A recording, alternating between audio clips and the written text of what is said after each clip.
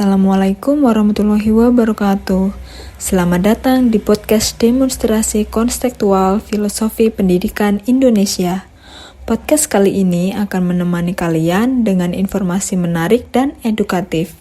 Namun, sebelum kita berbincang lebih lanjut, kita sapa dulu nih teman-teman narasumber hari ini.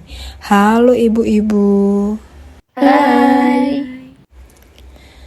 Terima kasih ibu-ibu telah menyempatkan waktunya untuk berbincang hari ini. Ibu-ibu, seperti kita ketahui bersama bahwa guru adalah faktor penting dalam pendidikan yang menentukan kualitas pembelajaran di kelas. Harapannya, guru mampu menciptakan pembelajaran yang berpihak dan memerdekakan peserta didik. Hal ini juga didukung dengan kurikulum merdeka yang berlaku saat ini. Sebelum membahas topik pendidikannya berpihak ke peserta didik, saya mau tanya dulu nih Bu. Pernah nggak sih ibu-ibu mendengar bahwa anak terlahir bagai kertas putih yang akan mudah saja kita bentuk dan kita tulis sesuai kemauan kita? Saya pernah berpikir seperti itu awalnya, Kak. Tapi setelah merenungkan pemikiran Ki Hajar Dewantara, saya tersadar bahwa saat terlahir, anak sudah membawa kodratnya masing-masing. Hanya saja kodrat itu masih samar-samar. Selain itu, kepribadiannya juga sudah terbentuk. Setuju banget Bu Aisyah. Maka dari itu, mendidik anak ibarat menumbuhkan benih agar menjadi pohon yang besar. Kita harus menjaga, menyiram, memupuk, dan juga merawatnya. Bu Alin menganalogikan peserta didik dengan pohon yang dalam tumbuhnya perlu diperhatikan dan dirawat. Bu Aya setuju nggak nih dengan analogi dari Bu Alin? Setuju banget Bu, kita nggak bisa seenaknya dalam merawat pohon. Sama halnya dengan peserta didik, kita tidak dapat membentuk kehendak hati kita. Kita harus belajar memperlakukan sesuai perkembangannya. Dan hasilnya juga dapat dilihat setelah sekian lama hingga menjadi pohon dewasa yang kokoh akarnya, rimbun daunnya, serta lebat buahnya. Kelak, pohon dewasa itu dapat memberikan manfaat yang sebesar-besarnya terhadap seluruh makhluk di sekitarnya. Wah, luar biasa sekali nih ibu-ibu. Setiap manusia harus memberikan manfaat bagi makhluk di sekitarnya. Kalau dari Bu Anissa, pendidikan sejatinya gimana sih Bu?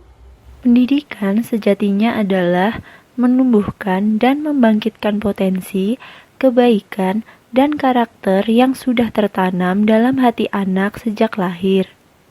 Yang perlu ditingkatkan ternyata bukan hanya potensinya, tetapi juga karakter dari peserta didik ya Bu. Kalau dari Bu Dita, menurut Ibu apa saja tugas utama dari seorang guru? Tugas utama kita sebagai pendidik dalam mendidik anak adalah menjaga fitrah dan kodrat anak dari penyimpangan dan menumbuhkan kodrat baiknya. Luar biasa sekali ya Bu, ternyata tugas seorang guru. Guru harus memiliki tanggung jawab yang besar dalam mendorong tumbuh dan kembangnya peserta didik. Berkaitan dengan itu, pendidik memerlukan strategi dalam mewujudkan pemikiran Ki Hajar Dewantara mengenai pendidikan yang berpihak pada peserta didik.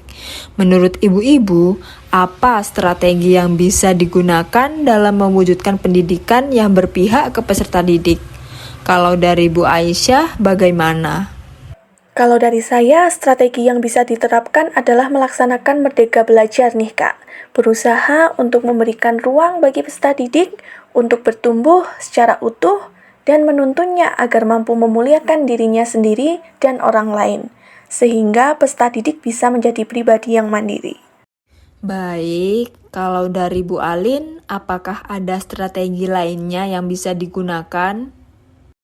Menurut saya, strategi lain yang bisa digunakan yaitu guru harus menjadi pamong dalam proses pembelajaran, namun tetap memberi tuntunan dan arahan agar peserta didik tidak kehilangan arah dan membahayakan dirinya, serta mereka dapat menemukan kemerdekaan dalam belajar.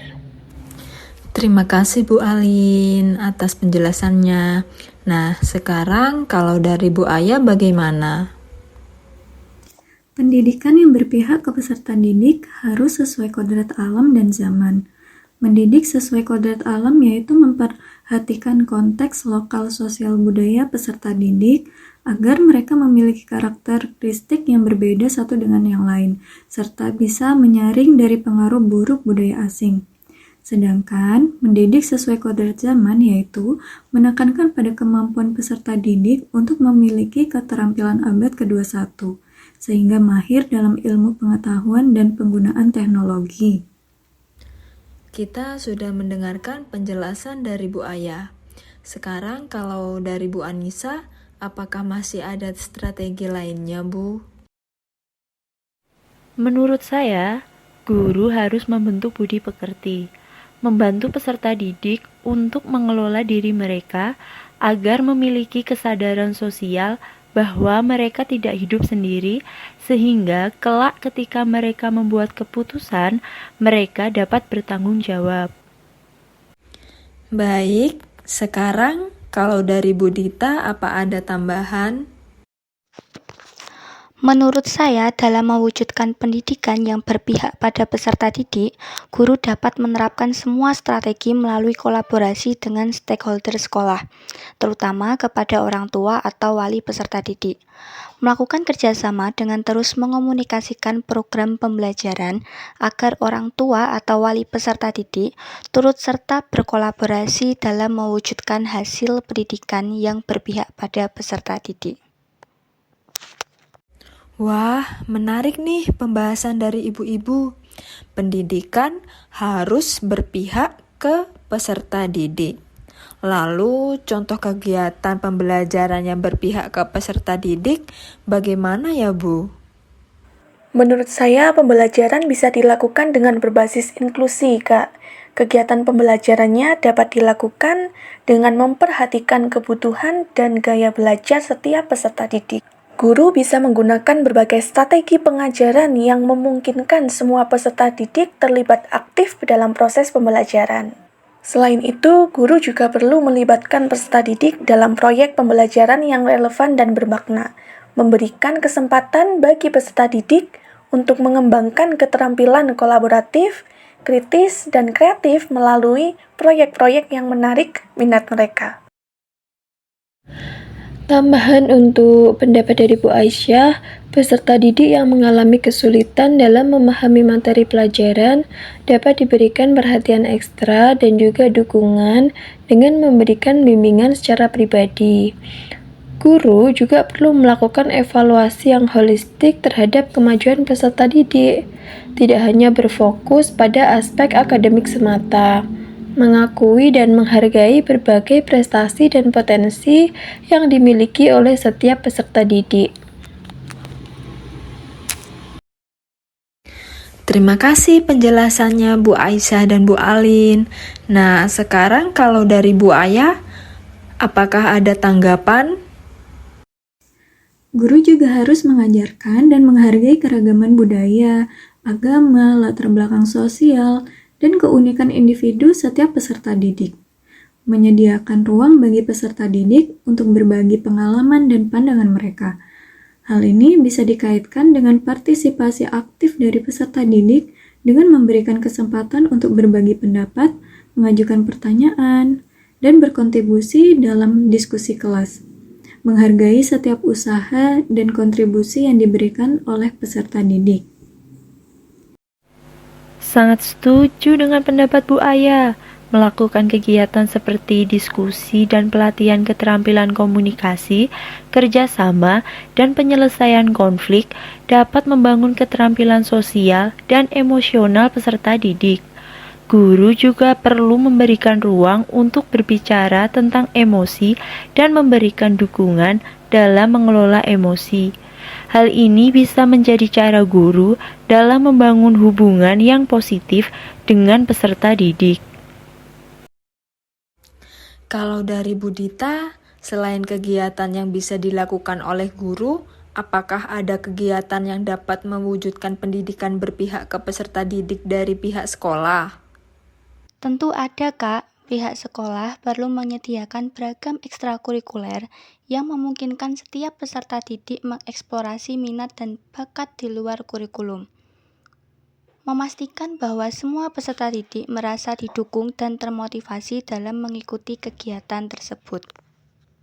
Baik, dari bincang-bincang kali ini, ternyata guru harus mempunyai kesadaran dan komitmen untuk mewujudkan sebuah pendidikan yang memerdekakan, pendidikan yang memanusiakan, dan berpihak pada peserta didik. Seperti semboyan Ki Hajar Dewantara, ing ngarso sung tulodo, ing madya mangun karso, tutwuri handayani.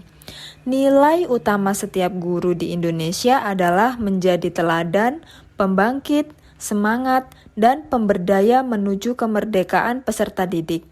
Terima kasih kepada teman-teman narasumber yang sudah menyampaikan informasi menarik dan edukatif bagi pendidikan Indonesia. Terima kasih untuk teman-teman yang mendengarkan podcast kali ini. Sampai jumpa di podcast lainnya. Wassalamualaikum warahmatullahi wabarakatuh.